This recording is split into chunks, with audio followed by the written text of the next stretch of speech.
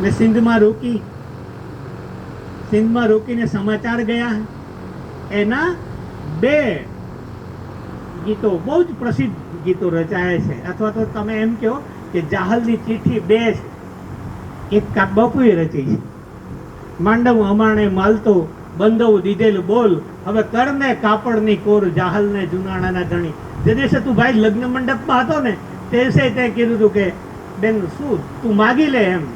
અને તે દિવસે મેં માગ્યું નથી, કારણ કે હું તો એ બાપની દીકરી કે જે લેવા માટે ક્યારેય એને બલિદાનના ત્રાજવે તોડ્યું નહીં. એટલે કહી શકી હોત કે હા તને રાજ્ય મળ્યું છે ને એ તો મારા ભાઈ વાહણના બલિદાનને કારણે મળ્યું છે.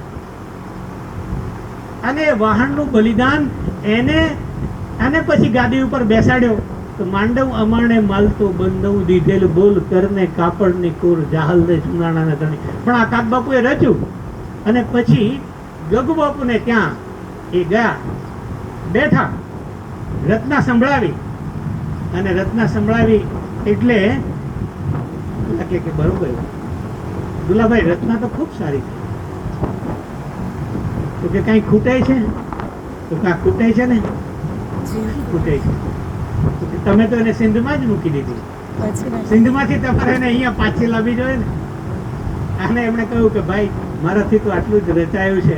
અને પછી એક જાહલની બીજી ચિઠ્ઠી રચાઈ અને એ ખૂબ પ્રસિદ્ધ છે.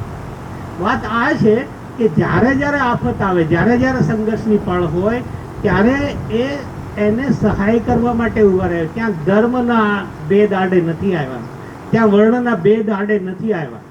તમને યાદ આવે તો ભાવનગર મહારાજાના દીકરા આતાભાઈ 16 વર્ષની ઉંમરે વંચિતોની વેદના જેવી એક દીકરી એને લઈ જાય અને એ વખતે પેલો આવીને કે બાપુ અમારું કોઈ નહીં, અને પોતે ઘોડે ચડીને જાય, પેલી દીકરીને બેલાડે બેસાડીને લાવે.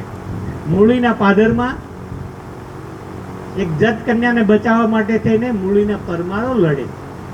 વર્ણવો પરમાર ધર્માંતરિત થયા પછી પણ રાણપુરના પાદરમાં ગાયોને બચાવવા માટે પોતાના સૈન્ય સામે લડે. આવા કેટલા ઉદાહરણો તમે જોઈ શકો. અરે અહીંયા જ આપણે કચ્છમાં બેઠા છીએ એટલે તમે જામ રાવળને યાદ કરો, પણ ખેંગારજી અને એ ખેંગારજીને બચાવવા માટે થઈને પોતાના 6 દીકરાઓનું બલિદાન આપનારા એ મુસ્લિમને આપણે કેમ ભૂલી જઈએ? 6 દીકરાઓનું બલિદાન. પેલા તો એક વાહનનું બલિદાન, આ 6 દીકરાઓ સુધી પતિ પત્ની બંને જોવે છે, એક પછી એક દીકરાને મારે, અને છતાંય એ ઘાસની ગંજીમાં છુપાયેલા 2 છોકરાઓ એનું એને નામ ના આપ્યું. આ આપણો ઇતિહાસ છે, આ આપણી સંસ્કૃતિ છે. અને એ લોકજીવન સાથે વણાતા તમને અહીંયા દીકરીઓ દેવાય, વહુવારો નહીં. કયા સંદર્ભમાંથી કદાચ મોટા ભાગનાને ખ્યાલ આવી જશે. દીકરીઓ દેવાય, વહુવારો નહીં. એકને સાટે 2 જાય તોય ઢાલુ માગે ઢોલરો. દેવરો અને આણલદે, અને એ આણલદે ને પોતાની પરણિત આણલદે સાહેબ એના ઘરમાં એ 20 દિવસ સુધી એ આણા પરણીને ગયેલી વહુ દીકરી પોતે મનથી મક્કમ છે કે હું એને મનથી વરી ચૂકી છું.